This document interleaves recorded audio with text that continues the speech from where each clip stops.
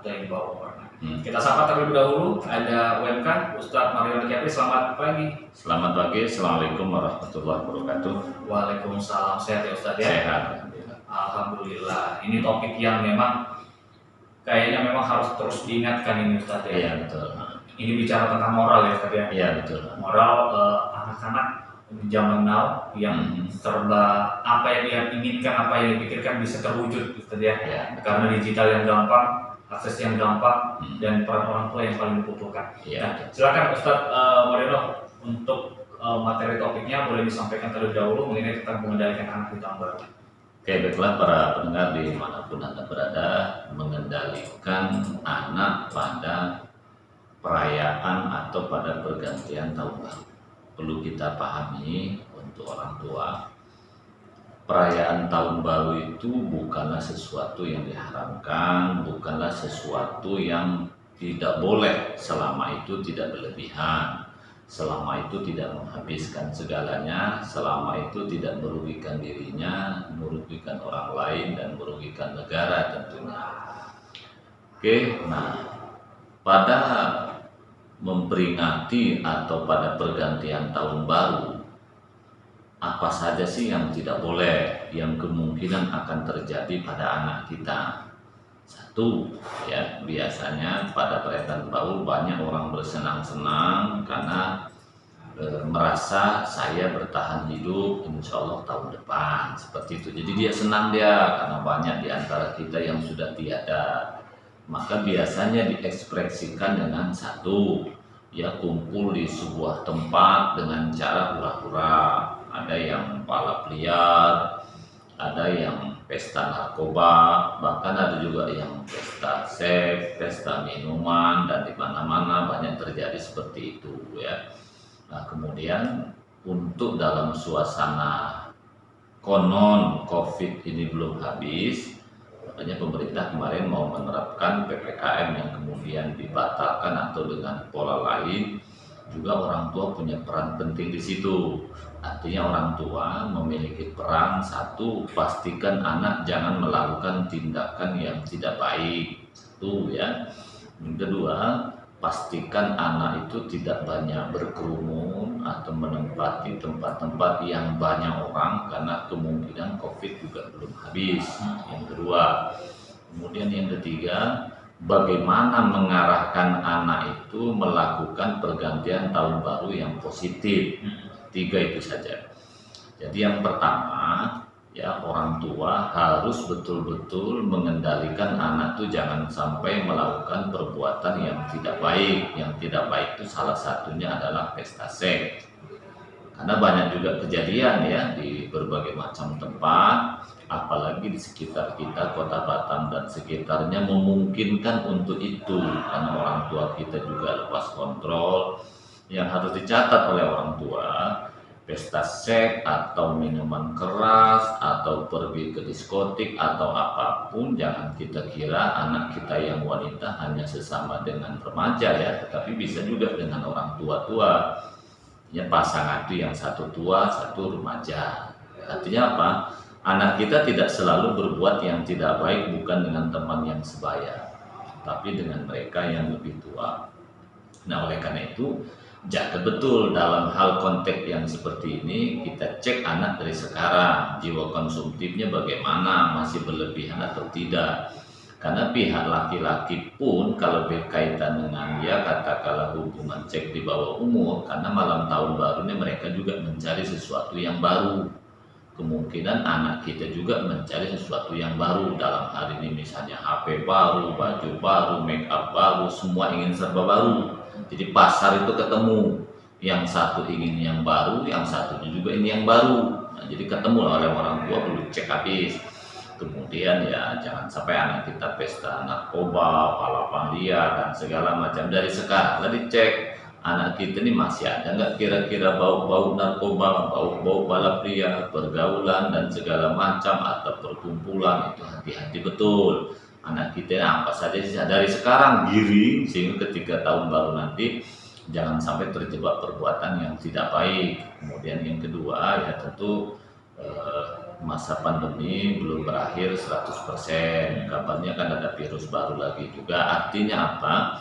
Meskipun berkerumunnya itu baik, tapi kan virus tidak melihat mana yang baik, mana yang tidak. Tetap jaga ya prokes itu, ya tetap menggunakan masker, ya tetap mencuci tangan dan lain segala macam. Artinya berkerumun di tahun baru tahun ini, anak kita bukan sekedar berkerumunnya yang baik, tetapi kan penyakitnya kan tak melihat orang baik dengan tidak baik. Jadi perlu jaga juga, karena biasanya di malam tahun baru ini ya, walaupun kita tidak pergi hura-hura ke pantai, pergi hura-hura kemana, kadang-kadang di perumahan kita banyak juga yang melakukan pesta, walaupun sekedar makan mercon lah segala macam, kan berkerumun juga itu. Tapi saran saya ya, kalau sekedar tempatnya kita ketahui siapa temannya dan jumlah terbatas, silahkan saja. Itu yang kedua ya, yang paling penting. Yang ketiga, bagaimana mengarahkan anak di pergantian tahun baru itu yang positif. Menurut saya ada 3 langkahnya. Orang tua perlu membuat acara yang spesial yang tidak melibatkan orang lain. Contoh, mungkin masak sama-sama, makan sate sama-sama. Artinya orang tua buat acara. Kalau orang tua tidak membuat acara ya nanti anak buat acara sendiri. Itu masalahnya. Kan buat acara tidak harus yang mahal. Beli ayam 1, potong sama-sama, bakar depan rumah tuh kan rame-rame. Nah itu menurut saya itu salah satu solusi anak supaya tidak lari keluar. Jika dulu ada lomba ya sesama dalam keluarga, itu bisa. Itu langkah pertama. Langkah kedua, ajak masyarakat sekitar untuk mengadakan kegiatan yang positif, dengan catatan kegiatannya positif, teman-temannya juga jelas. Ini untuk menghindari COVID-19 tadi, tak perlu mengundang orang luar. Misalnya ya teman-teman satu RT, terserah apa lomba apa kek gitu ya, supaya anak tidak keluar. Tapi tentu dengan catatan lombanya lomba yang positif. Menurut saya tidak ada salahnya kita lomba ke masa lalu, mengenang zaman dulu kan. Misalnya lomba main kelereng atau lomba karet atau apa saja lah, kita latih lagi lah anak tuh ke masa lalu seperti itu.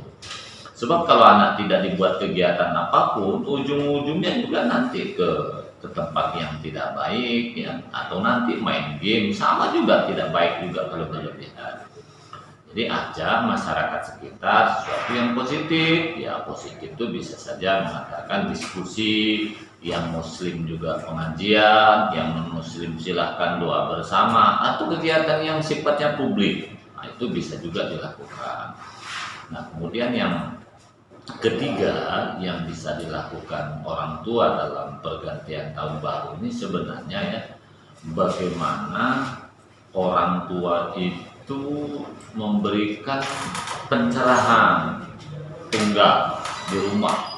Jelaskan tentang pergantian tahun baru ini, berarti umurmu semakin bertambah, harus begini, harus begitu, harus begini, harus begitu. Jadi pencerahan, ya pencerahan ini bisa oleh orang tua itu sendiri atau oleh pihak ketiga. Pihak ketiga itu siapa? Ya guru anak-anak itu didatangkan ke rumah, atau ustadz, atau pendeta, atau siapa saja. Nah, tetapi tentu kan namanya menjelang tahun baru, sifatnya jangan terlalu serius, harus happy, ya. Jadi setelah itu doa bersama. Menurut saya itu ya. Jadi oleh karena itu orang tua menghadapi tahun baru tidak sekedar ini tak boleh, ini boleh, ini tak boleh, ini tak boleh, tapi jiwa anak tidak diikuti. Jadi memang orang tua harus pandai juga ngayun di sini. Saya kira itu. Jadi Ustaz, kebanyakan kan habit lah, kebiasaan lah kalau kita tinggal di kota metropolitan seperti ini kan. Biasanya kan banyak kasus-kasus yang nyeleneh lah terjadi di akhir tahun, pergantian tahun kan. Ustaz, mulai dari ya yang seperti Ustaz sampaikan tadi, balap liar, narkoba, bahkan juga sampai ke seks. Itu kenapa sih anak-anak, sebenarnya bukan anak-anak saja ya, dewasa, orang tua juga, kenapa mereka bisa memiliki habit seperti itu, Ustaz? Menurut saya faktor dorongan. Dorongan satu, dorongan teman-teman. Ya, yang kedua dorongan media sosial. Kampanye terselubung lah. Sama dengan begini. Kenapa sih kita ketika Lebaran Idul Fitri kok semua harus pakai baju baru? Itu. Padahal dalam ajaran Nabi tak ada perintah. Mestinya kalau dalam Muslim Idul Fitri ya perintahnya selesai puasa, sholat sudah. Tak ada juga suruh beli baju baru, sarung baru, bahkan celana dalam baru misalnya kan. Tapi ini fakta. Jadi menurut saya ini kampanye apa ya? Kebiasaan orang kebanyakan. Nah, jadi ngikut-ngikut. Nah, begitu juga dalam pergantian tahun baru. Satu, masyarakat ini seolah-olah ya tahun baru ini harus happy, harus gembira. Menurut saya ini kan sejak Orde Reformasi, zaman Soeharto dulu tak ada masalah apapun, biasa saja. Tapi setelah reformasi ini saya melihat pemerintah daerah ingin menghibur rakyatnya. Itulah pesta kembang api hampir di setiap kabupaten yang memiliki dana. Nah, akhirnya disitulah timbul pemerintah kota silakan membuat, RT pun membuat, masyarakat anak pun kreatif sendiri. Coba kita zaman dulu nggak ada, karena pemerintah tidak memancing. Ini kan dipancing oleh pemerintah, satu ya. Dorongan lain adalah dorongan televisi.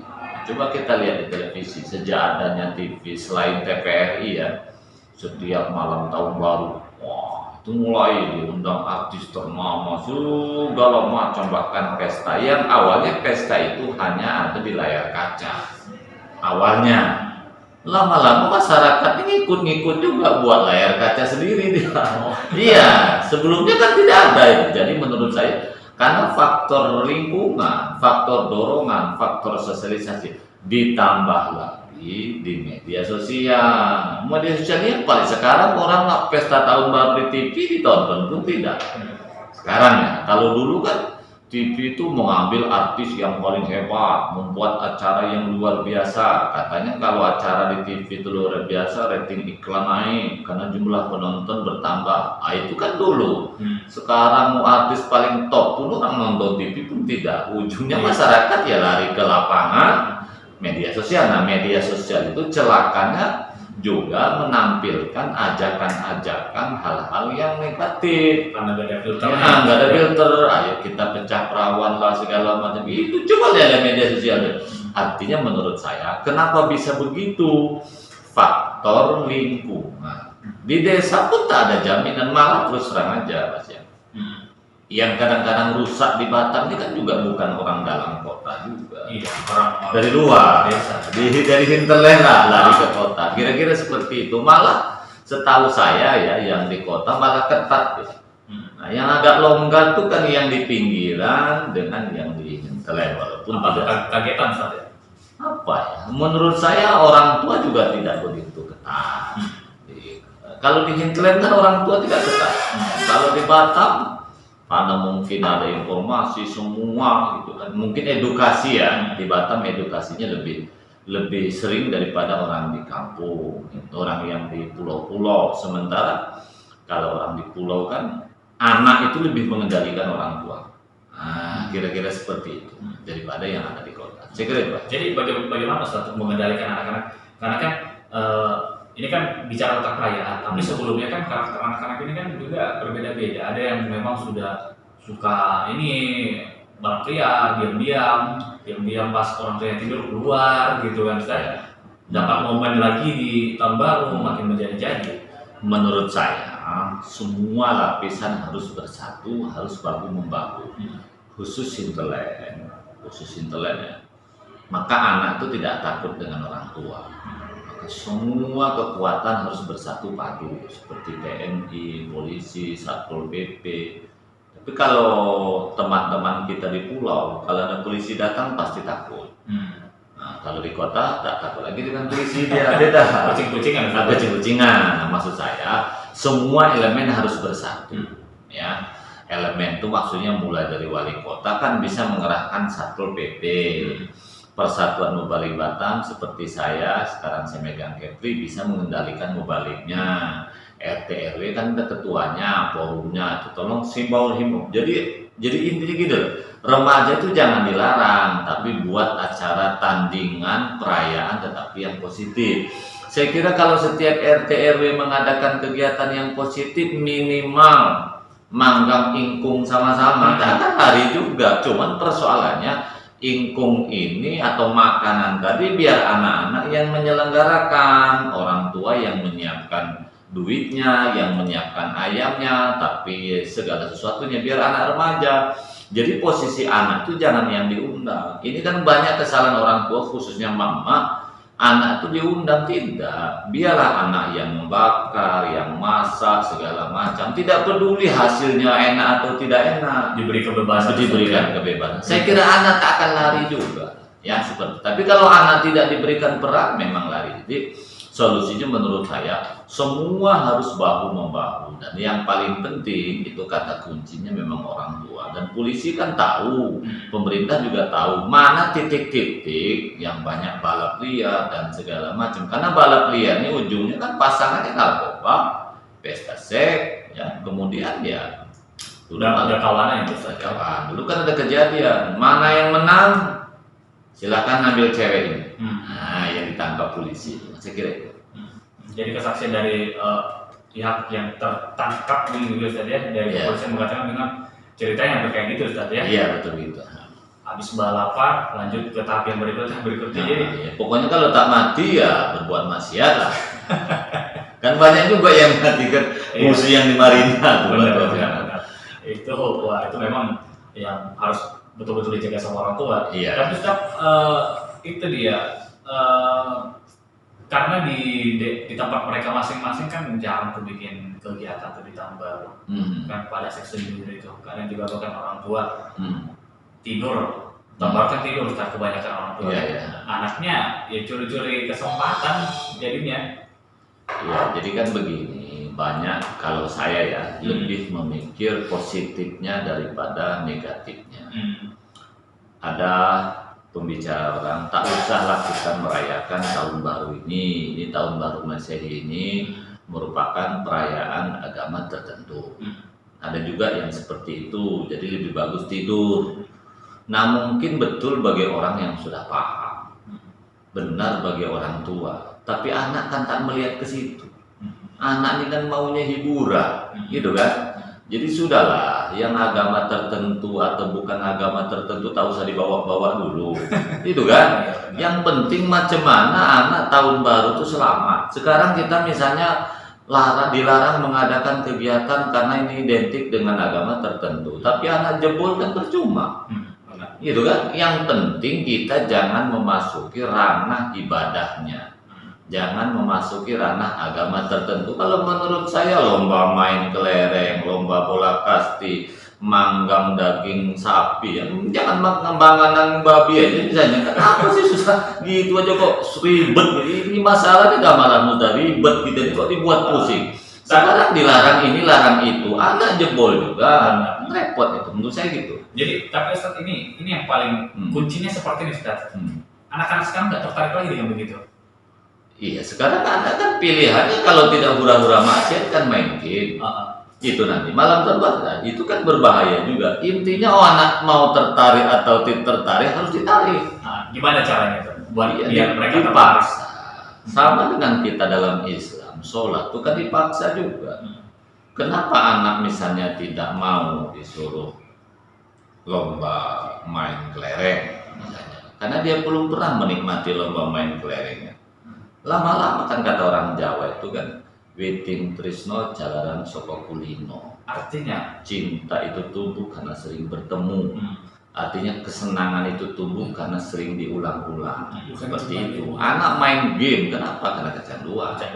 Sama dengan mak-mak yang suka nonton sinetron. Kenapa? Karena dimulai. Coba kalau misalnya tiba-tiba balik kampung 1 bulan tak lagi nonton sinetron.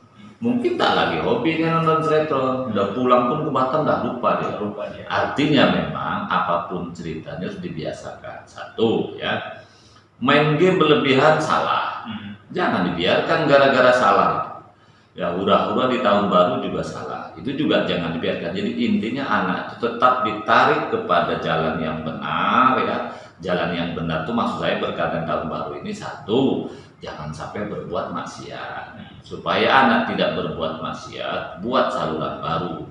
Mungkin awalnya anak juga tidak ada niat maksiat. Contoh, dibawa oleh cowoknya pergi ke Marina, ke jembatan 1, jembatan 2 atau kemana, niatnya baik ini. Rupanya di situ ada setan.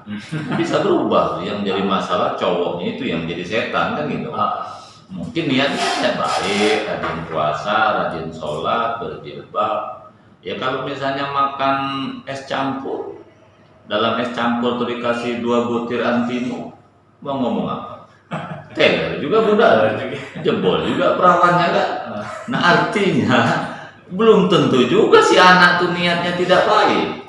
Tapi kalau ketemu laki-laki bajingan kan repot juga. Nah maksud saya keluyuran itu niatnya baik, tetapi berakhir tidak baik. Nah maka caranya dicegah. Cara mencegahnya dari sekarang. Apa kebiasaan anak saya? Kalau anak kita ini kan sudah bisa terlihat dari media sosialnya, chatting-chattingnya. Yuk kita tahu baru kemana.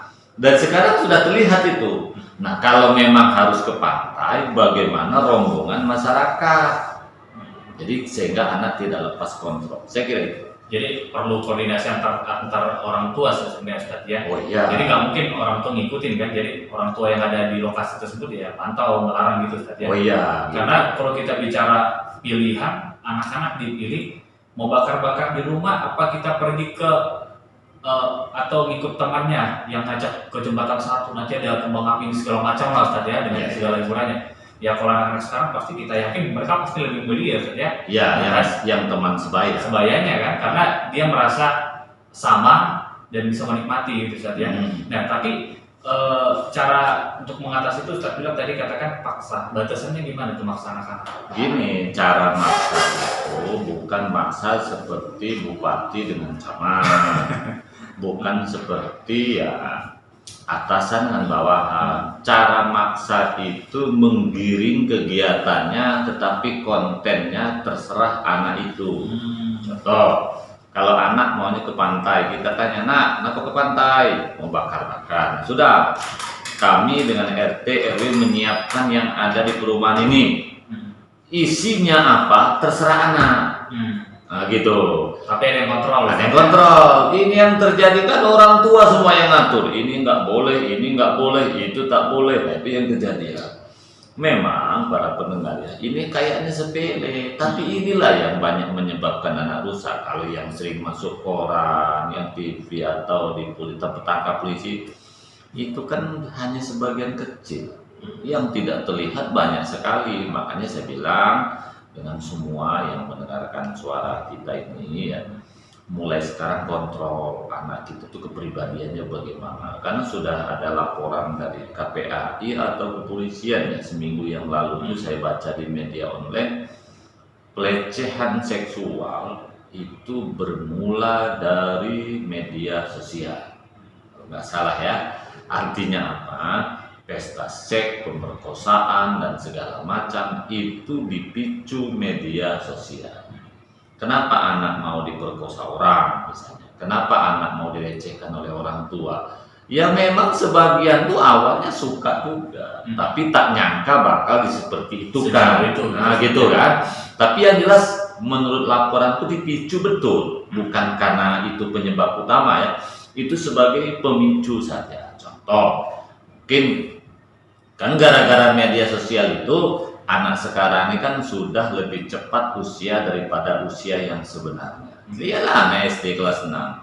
Ya panggilan laki-laki perempuan walaupun itu main-main sudah panggil papi, mami. Ya ini fakta. Lu juga kelas 6 SD kenci pun belum lurus, apa ya enggak?